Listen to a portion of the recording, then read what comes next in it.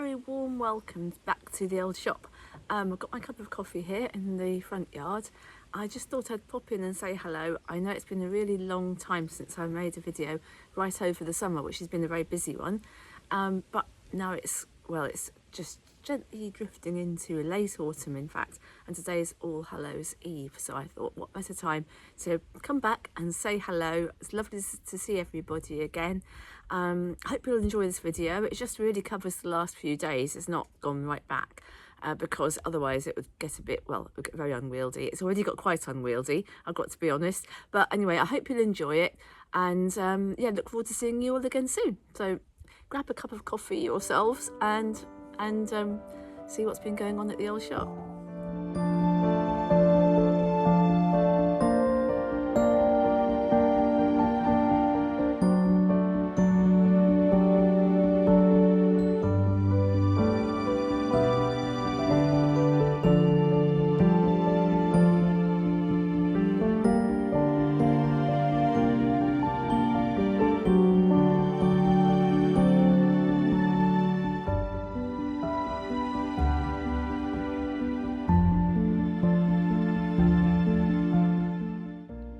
Everything along the lane is starting to look quite autumnal. There's not a lot of colour, I suppose, but I've just found some yellowing hawthorn leaves to show you as we go. I thought we might go down into Crowwood and just see. I haven't been for ages, so I don't know myself whether we're going to find anything, but I thought it's just the time of year we might start to see some interesting fungi. So that was my thought. So I thought we would just start by walking along the lane. It's looking kind of a little bit, I don't know, in some ways a little bit sad. It depends on your view of autumn, I suppose, but things are looking quite withered. All the horse chestnut leaves have turned really crinkly, as they always do early anyway, but the tree's looking quite thin now, or at least the leaves looking very thin. Just a little way further down here is the beautiful front garden of my neighbour down the road. I mentioned in the last Substack actually, but I'll show you. We'll have a little sneaky look as we go past, because it's so beautiful and colourful, and that really is the essence of autumn in its own way. Not in the wild sense, but just in the kind of cottage garden, that romantic view of a cottage garden, I suppose.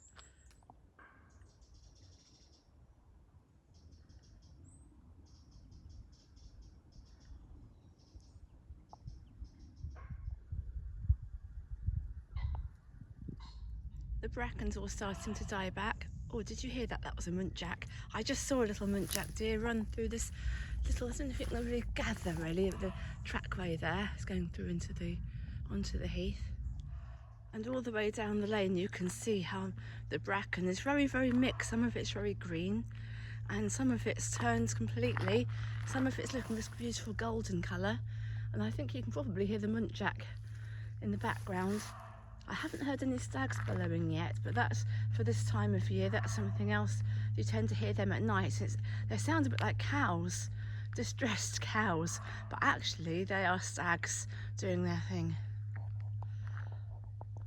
So we're just going to go down to the bottom, without further ado, of the bottom of the road and cross over into Crowwood. The elder is another tree that loses its leaves really early. You can see there how it's beginning to look very much like a wintry silhouette of a tree. But that's not true of all the trees. It is just certain kinds, like the elder in particular. And I've just seen some more coloured leaves, and those are the bramble leaves. They do tend to go beautiful red. I haven't seen many yet that have done that, but just enjoying the ones here, just on the edge of the woods. The rowan is another tree that's lost its leaves quite early. You see the lovely shapes as they thin out. You can see particularly, I really enjoy the shapes of the leaves, you know, those very finely serrated leaves that look a little bit like ash leaves. That's why it's known as the mountain ash, but they've got serrated edges unlike the ash, and they're much more delicate as well. But they're arranged the same as ash are along the what would you even call it, the kind of, spine? I'm sure there's a better word than that. And they're arranged evenly along there with one at the end. I don't think we'll go too far into the woods today. I've got some baking in the oven. I don't want it to get burnt. I wanted to come out and have a little look at this with you. I've made some apple squares, like flapjacks really, with that spiced apple in the middle, because there's quite a lot of apples in the garden. Despite my inattention to the garden, some of the apple trees just do their own thing, and they produce the most delicious eating apples, of which there are lots of ways to use them. Of course, I've been making crumbles and, well, particularly crumbles and muffins, but I found this recipe for some sort of apple squares with a layer of spiced apple in the middle, so I'm hoping they'll be nice, but I shall find out when we get back from this little trip into the woods. While I was saying along the lane there's not a lot of colour, there really is actually once you get into the woods, because there's lots of variations in shades, particularly of the bracken, I guess, and the leaves, they're not colour, they're going yellow and brown like these oak leaves are. But because there's a lot of trees and a lot of bracken, the overall effect is very, very autumnal. So I think we'll just go far enough in to see if we can actually see any of those toadstools I hope to find. Although everything is perhaps just a little bit dry still, it's just starting to get that moist feeling underfoot, which I really prefer than I do the dry, dusty feeling you get in the summer in the woods. I must say, for me, the autumn and winter are the times for the woods, and so we're just entering that beautiful phase, and it just feels, you can start to smell that earthy woodland smell, which seems to disappear in the summer, and you just get these crackly, dry, dusty leaves, and I don't know, I just like it better when it's like this anyway. So it's just starting. It's not quite there yet, but I don't think it'll be more than a week or two, particularly if we get some more rain. So now I'm getting my first glimpses of some toadstools. Now I'm not able to identify them. Don't expect anything like that. The only ones I can definitely identify are parasol mushrooms and the fly agaric, of course, with their red and white spots that everybody knows. There's another under here. But maybe someone who's watching this will know what they are. And here's a little cluster just under a holly bush and near a birch. I know that different varieties, if that's the right word, favour different locations. Whatever sort I just showed you, there's a lot more of those, but I just found different sorts. They stick out like this from the old tree trunk. I don't know if they're the variety called honey fungus, I don't know. I know that you do get them on rotting tree trunks. Now, are honey coloured, but I don't know whether that's got anything to do with it whatsoever. But they are rather dramatic, and there's several clusters of them. And there's different kinds again, I think it's different, coming out of this, I suppose it would be a knot in the tree, in the old tree. You can see it's only just started to be autumny really in the woods, because there's hardly any water in the little stream, ditch, dike, well, I don't know what you call it really, that runs along the back of the woods, which can be really full in the winter and into the spring when the irises come through, the yellow flag irises. But at the moment it's just got a tiny little bit glistening in the bottom, and I think that's another reason why there are not very many mushrooms and toadstools here yet. Not really, not different ones anyway. I was hoping to be able to find quite a few different ones to show you, which I haven't done, but I'm just always in hope of finding something else before we actually head back. But there's more again down here that again I'm pretty sure the same as the first ones that I showed you, and I do keep finding little clumps of those. But even though the fungus hunt hasn't been especially fruitful, I hope you get a nice little sense of how the autumn is coming on in the woods. I personally particularly like seeing the fallen leaves when they fall on other plants, and the way the colours all blend. Well, they don't blend really, they're contrasting with each other. I always find myself wanting to take lots of photographs of them and having to restrain myself. And although I keep hearing these planes going over, which we do get rather a lot of in this part of Norfolk, but also really drowning out the planes, I get a lot of the wild geese coming over, the skeins of wild geese. Yesterday, I think I saw more than I've ever seen before. The skeins just kept coming one after the other. These sort of loose formations and V's and little groupings. I just couldn't believe how long they kept going for. But I don't know whether we'll be lucky enough to witness that just now in our little walk through the woods. Ah, that earthy smell. I wish I could share that with you through the video, but I'm hoping that even just seeing it like this will just hopefully make you feel as if you're here with me a little bit at the very least.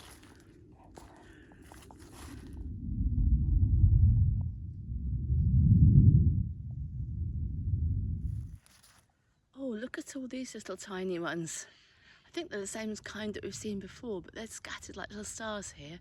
We're now in the area of the woods, which is the pine plantation. So it smells lovely. It smells really resinous and piney, which is another sign we're moving into that damper time of year. In fact, I said though I couldn't see very many toadstools or mushrooms, but actually once you get your eye in, particularly these kind of pale goldeny colour ones, which are the same colour as the fallen birch leaves, they're actually everywhere, absolutely everywhere. I think what I'm not finding are lots of different kinds, but even then I think there might be more than one kind, which is that colour. You know, I'm just not enough of an expert to differentiate. Maybe the tiny golden ones are a different kind from that larger golden ones, for example. Oh, look at these. I've come out of Crowwood. I'm just going to walk back across the heath, but I couldn't resist showing you how thickly clustered these mushrooms are. And they're around all the birch trees, I think. I'll just show you as we go across. You see another birch tree here with a huge clump. And here, and here, and here. So as I go back along the path through the trees onto the heath, which is now very thickly lined with fallen birch leaves, I think one thing that strikes me is that I really must get out that observer's book of fungi, and see if I can identify a few more varieties.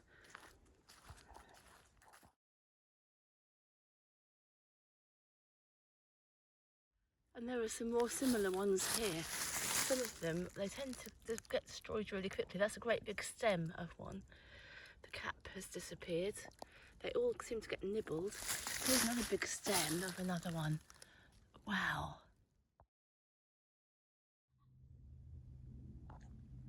Well, I thought it might be nice to go and explore the back garden, and I use the word explore advisedly because I always say, haven't done anything in the back garden, but that really is true at the moment, and it's interesting, I think, just to see what nature does by itself.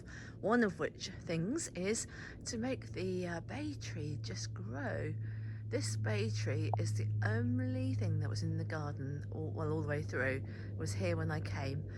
And it has been cut into a tiny little ball at one point when the garden was bare, and it's been cut back lots of times, but it just really likes it here. And I was noticing not long ago that you can buy organic bay leaves for £2.20 for 10. So I think I could make a fortune. This could be the answer to all my financial problems if I was to get round to it, and find someone who wants to buy 10 bay leaves for £2.20. But it's certainly organic, because certainly haven't been sprayed with any chemicals of any kind. In fact, most bay trees probably are pretty organic. But anyway, I digress. So we haven't got a lot of, well, there's some colour to show you, because it tends to be the leaves that are like this, coloured. That's what is that? Is it a black currant? Yes, it's a black currant. And there's lots of rose hips as well, like this. Yeah, lots of them, very tiny little sprays of rosehip. I'll show you up here on the arch. There are two climbing roses that I put on, or rambling roses that I put onto the arch. They have very similar hips to each other, but they're both very nice, and I like little spots of colour that you get from the hips. This little hydrangea has never grown very much, but it's, as you can see, the leaves go the most stunning shade of pinky purple at this time of year. I don't think it's particularly the right soil for it, but it has survived. The vegetable beds are looking pretty sad. They are falling to pieces, but what can I say? But because the soil's quite rich, I suppose, from having been looked after, you know, at times, lots of greenery is still springing up here. Not necessarily greenery that you'd want, but it's there anyway. But something that you would want is parsley, and the parsley absolutely loves it. I can't believe how wonderful this parsley is. I probably just grew a few little plants from seed. Well, I did. Just a few little spindly plants, and it's taken to its surroundings like a duck to water. While we're at the ends of the bed, these far ends of the beds, I'll just show you something else which has taken to the place like a duck to water. I think it probably takes to everywhere like a duck to water, and that's this periwinkle, which I took a couple of strands, and it does, as you can see, it does form these strands. I pulled a couple of strands out in the woods, which I don't think it was native to the woods either. I don't quite know how it got there, just at the edge of Acorn Wood. And I put them in just to make a ground cover layer for the tiny forest, which it's done. It's done. It just needs keeping in check in the path along the middle of the forest, but I'll show you that when we get to that point. What else is there in this little area before we move on? Well, one of the alder trees here, and they just really please me the way they actually have become alder trees. I know I say this every year for the last 2 or 3 years since they've been producing cones, but they actually have the proper cones and everything. And we're really lucky because I can hear the wild geese coming over, so I'm just going to see if I can focus on them for you.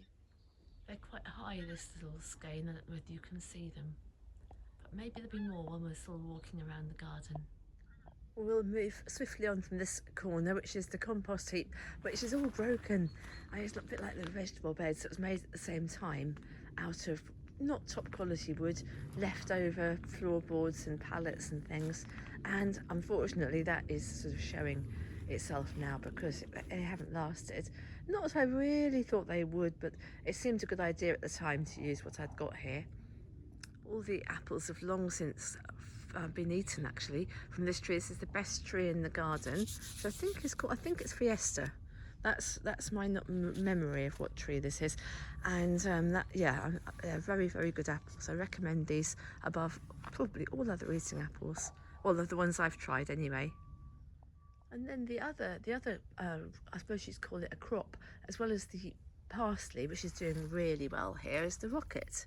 This is all rocket, and I thought this is all finished ages ago, but if you leave it alone, it comes back, or perhaps it seasons itself. I think these probably are the original plants. I think now, once the weather cooled and got damper, it gave it more of a chance to grow, because I don't think it could do very much when in some of the days of drought that we had, and I wasn't always here to water it.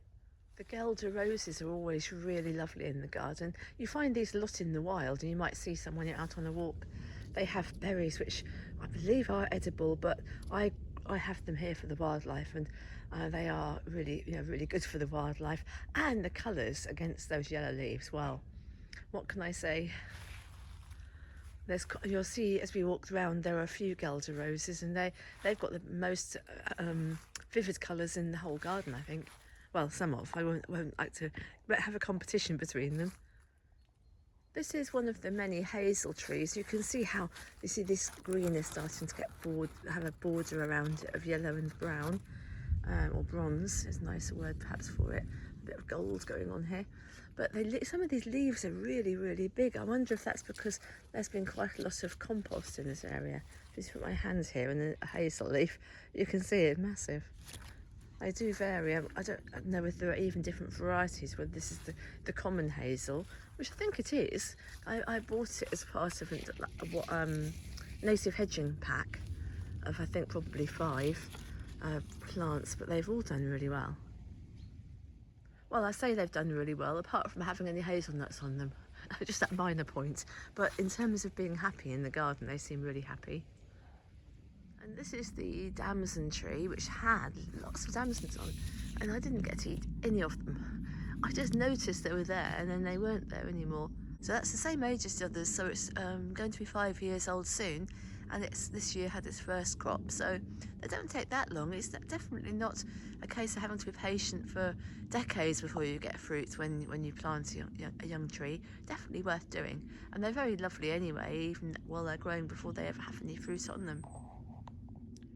I'm right in the middle of the tiny forest at the moment, and they're not really edible, but there's some tiny little apples on this tree, and I think, well, they would be edible, but I think because it's in the middle of the forest, which isn't an ideal place for apple trees, I don't think, they didn't reach their full potential, but they do look very pretty. Now what I've done is I've come round the corner to the way the little path goes through between the trees, so I thought we might walk along there. Just want to show you as well, this isn't a Guelder rose, and I can't remember what it is. It's one of these little wild fruit bushes. I bought about 10 different ones. They all had really exotic names. I mean, they're all native to wild, but they are called things like thimbleberry and saskatoon and wolfberry and can't remember the others, chokeberry probably, and this is one of them. They didn't all survive. They literally came in like yogurt pots with their lolly stick with their names on. There were that and one little strand. I didn't think any of them would survive, but some of them have, and this is one of them, and it has really nice colours as well.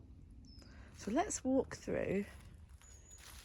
I'll just try and pan on either side so you can see how the forest floor is starting to look quite like a forest floor, really. I bet you could do with more of a shrub layer. I did try and put in some shrub layer like these cotoneasters here, really sort of following, at the time I was very much following what Colette was doing at the Cottage on YouTube. I know a lot of you who watch this know Colette and know her channel, but just in case you don't, I will mention it down below when I do the description. One of the ways Colette inspired me was that she very much said, if it doesn't matter, if you don't know what you're doing, just start doing it anyway, because if you wait until you're exactly sure how to do these things, then you just literally will never do it. And so in the end I bit the bullet, and I had a spare bit of ground. I mean, not spare, bare ground, and I just literally put the trees here and there, and just to see what would happen really, and put some bushes in between. At that point I didn't have the ground layer, the ground cover, but it was, to start with, there was a lot of weed growth of nettles and thistles, which seems to have died back quite a lot now. I think as the canopy gets a little bit thicker, it's not the right conditions for the nettles or the thistles, so it naturally becomes more forest-like, but you do have to be patient because you never think that's going to happen. This is dogwood. This is another bit of shrub layer, which if I was, on the ball, I'd cut them right down, I think. But there they are. They do give some nice colour with the stems. Because it's been relatively warm, the grass has grown a lot again. So you might remember that this grass is quite new. We just got some turf in, I think it was in March, and made a little lawn because the garden didn't have a lawn at all. Which I know not all gardens have to have lawns. The front garden hasn't got a lawn. It's just been designed differently. But it's actually, I find, with a garden as big as this, to have a little patch of grass, and it is little. It's far smaller than the forest, the tiny forest. It's just like a sitting room carpet, really, I suppose, in terms of its size. But it's just, I don't know, it's just nice to sit on, and it's nice and soft, and also it has stopped all that bindweed and angelica coming through, and thistles coming through. I think it's done a really good job there. The pear tree, I've just noticed this, it's not looking that happy, but also it's got loads of pears on, which is lovely commies pears, not as big as they usually are, I don't think, because it's been dry. But I've also noticed there are loads on the floor, and that's a sign that I need to come out and pick them, because I think if I don't, that's just what will happen to them, and then the wasps will have them all. So I think even if they feel a little bit hard, that they ought to, it did come off in my hand. They need to come out anyway, and I think they'll store fairly well, hopefully. And apart from that, I'll need to find some pear recipes, or make some things with pears, which I was making a lot of apple things when we had lots of apples, and now they more or less come to an end. It's pear time, everything in its season. I did have an idea this corner of the garden was going to be a little winter garden, and to an extent it is, because the things I put in are still there, because it does keep the sun quite well. It's a southwest corner with a wall, and I put, among other things, I put this lovely dogwood in, which is still there. Again, I do believe it ought to be cut back probably, and you can see where bindweed has spiraled up. This is what bindweed does. It has obviously died back. In fact, I don't even think this is this year's bindweed. I think it's old bindweed. But look, it's just relentless, isn't it? And the colour of the leaves on this variety, which I'm not sure, but it might be midwinter fire. Someone might correct me if I'm wrong there, but I think it might be. It's a very lovely variety. I would definitely recommend. Even if it's not, I have had midwinter fire, and it is really lovely. I definitely recommend that variety. And the last thing I was going to show you, I think, is the apricot tree, because this was such a good tree this year. It actually had 5 proper big, juicy, delicious apricots on it, which were wonderful. I've never had fresh apricots off a tree before, and I would have imagined they won't be that good somehow. You know, they won't ripen properly in our climate, or maybe you could cook with them and not eat them, but these were just delicious to eat.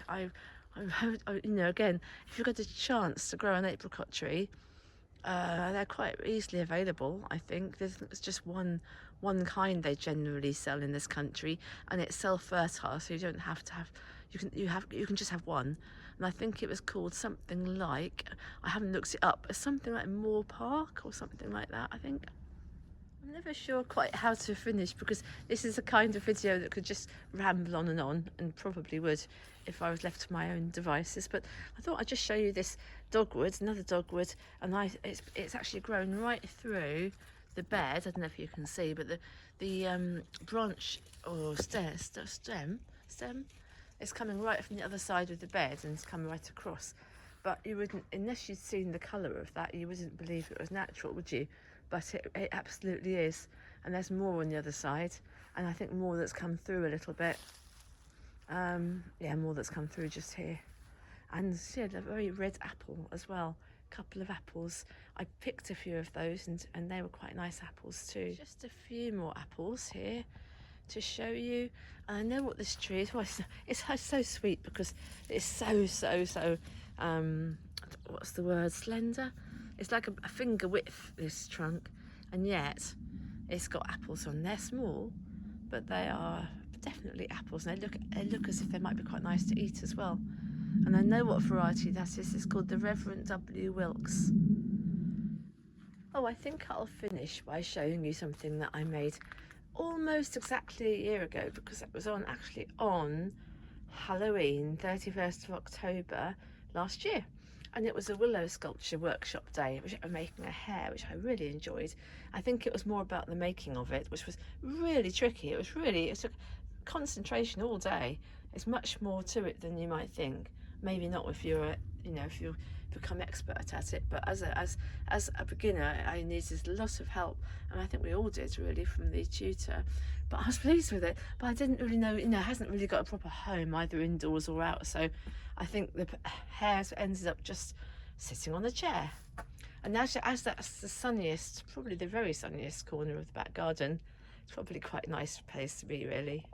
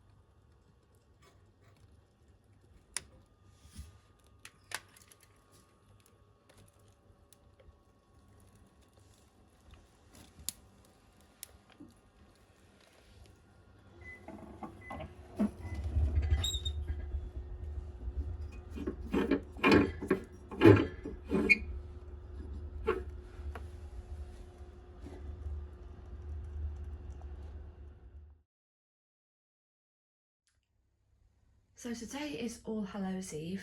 It's just the morning time at the moment, so it's obviously getting quite light, but I'm going to attend to the little bits and pieces here that I've set up. So I'll just talk you through it a little bit. So a few days ago, actually, we set up this little corner here, or on top of the bookcase, basically, pictures of the ancestors. And I like to keep a tea light burning just in front of them at the moment. I've been doing that for a few days now. So I shall just light that, if I can get it to go. So there, it's glowing. So I'll just quickly run you through some of my ancestors here. So that's my great-grandmother and great-grandfather. This is all on my maternal side. I didn't manage to find any of my dad's family, but I have got my dad in one of the pictures. So I'll put this lighter down, hold on a second. So that's my dad and my mum from a long time ago, and that's my cousin Robin's parents are in there as well. I mean, I've been seeing quite a bit of Robin recently, so it's nice to have his parents there. My mum's cousin was called Auntie Peggy, and that's my Uncle Tom and Auntie Joan, who I was very fond of, my mum's brother Tom. And I don't know this, I've included this one as the kind of unknown child, because I've got a lot of these family photos came from my mum's house, and a lot of them are not labelled, which I think is so sad, not knowing who people are. But I've just got a little idea. I was quite surprised to start with, but if you remember the Christopher Robin illustrations in the original Winnie the Pooh books by the Ernest Shepherd Illustrations, here actually the hairstyle of Christopher Robin is very much like that, and they used to dress little boys in smocks and sandals until they were a certain age. And Uncle Tom was born, believe it or not, in 1923. So he's very much in that era, the original Winnie the Pooh era. Interestingly, I mean, it might not be, but there weren't very many children in that generation in that family, for whatever reason. That's the whole family at my great-grandparents' golden wedding. And you can see they had 8 children, 4 boys and 4 girls. They've actually only got 6 grandchildren, which they probably would have all that they were going to have, basically, by the time they reached their golden wedding. And a lot of the children didn't have children, although they mostly had partners, as you can see by the number of people in the photographs. I've managed to account for, I don't know who they all are, but I can see that they've basically all got somebody with them. My mum's in that picture. She is the child on the sitting down on the far right. I can always recognise my mum in photographs, sort of group photographs when she was young. She always has this rather dark and brooding look. I don't know why. There's a lot of glare on that picture, so I'll hold it up. That's my grandmother and her sisters. As I say, my great-grandparents had 4 girls and 4 boys. And then the others are Ivy and Ethel and Annie, which are really lovely Victorian kind of names, aren't they? And then next to my grandmother, we've got my grandfather in his First World War type uniform. And I've just added a picture of my son because he's like a wise ancestor as well now, Adam. On this little side table, I've put just a copper bowl plate. You can't really see the copper sparkling at the moment, but probably will later when the candles are alight. And I've sort of invested a little while ago in an organic pomegranate, because pomegranates are very much associated with Halloween, Hallowmas, the dark time of the year, Persephone, and the pomegranate seeds, which meant in Greek myth that she had to stay underground with Hades for the winter, basically, because she ate pomegranate seeds. So they're always associated with Samhain or Hallowmas, or whatever word you want to use for this time of year. And I put one of my candles here, so I'm going to light this in a minute, the Fen Bride candle, which is actually the only kind I have left. So that's what I'm going to light. But it's also quite appropriate because the ancestors I just showed you, they all lived in the Fens. And there's a little bit of few things from the garden, and it's a bit dark to see probably, but there's some rose hips and some alder cones and some honesty pods, which all came out of the garden. And then there's an apple, and that came from the garden as well. And as it just happens, the one I found was just one on the tree, really, that was, pickable, that still looked nice, which was a tree called Adam's Pearmain. And I actually planted that tree because it was called Adam, and that was my son's name. And here I've got some incense, which I'm going to light in a little while. well, very soon actually. I'll show you the smoke curving up, and it's called Samhain, which is appropriate for the time of year. Star Child, one of my favourite incenses. I don't know how much there is left of there because I probably used it last year and the year before, but I'm sure there'll be a little bit. And then I'm going to burn it in this. I use this as an incense vessel quite often, and this is another of the vessels from my candles when I was doing the candles. It's called River Song, and because it was for the autumn equinox, and I was kind of, I don't know, I was sort of associated it very much with the autumn season, the photography I was doing at that time, using it, and just as a card, oracle card behind there that I drew. I'm going to draw an oracle card each day from today to Old Hallow Mass in 13 days time, and the one I picked today, quite I suppose appropriately, is called Rebirth. So now I've lit the candles, it's a bit more glowing, a little bit more in this corner, and I know this doesn't make a very good video really because you can't smell the incense that I can smell, but it's got a very evocative, smoky kind of richness to it. It's quite an intense one really. Do you remember my little autumn tree from last year? Well, I found it again, well, the tree part of it, put the lights back on, and just lit a candle, which I should do that more often really. It's so nice to have the candles in the morning. And I found this pile of the things I had last year. Plus, I was sorting out some drawers, the little shop drawers in the workroom there, and I found, just have many years, these little squirrels. Now I don't know how autumny squirrels are really, but they're in very autumnal shades, and I don't think they've ever been hung up before. So this is their chance. I'll show you when I've put it all together. Well, it's done. I've put on the acorns, they're made of felt, and leaves, which are also felt, and of course the squirrels, and my one wooden toadstool here, which is very special because there's just one. But what I've suddenly, well, not suddenly, I realised when I started getting the stuff together, there's actually the pumpkin lights are the ones I should have put on the tree. That's what I had last year, and I'd put the little star lights on, I think, from Christmas time. So what I'm going to do is, not right now, but I'm going to dismantle it and actually, well, maybe I won't have to dismantle the whole thing, but I'll unwind the lights and put the pumpkin ones on, but not right now. So this is as autumny as you're going to see it, I think, for now, but I'm quite pleased with it.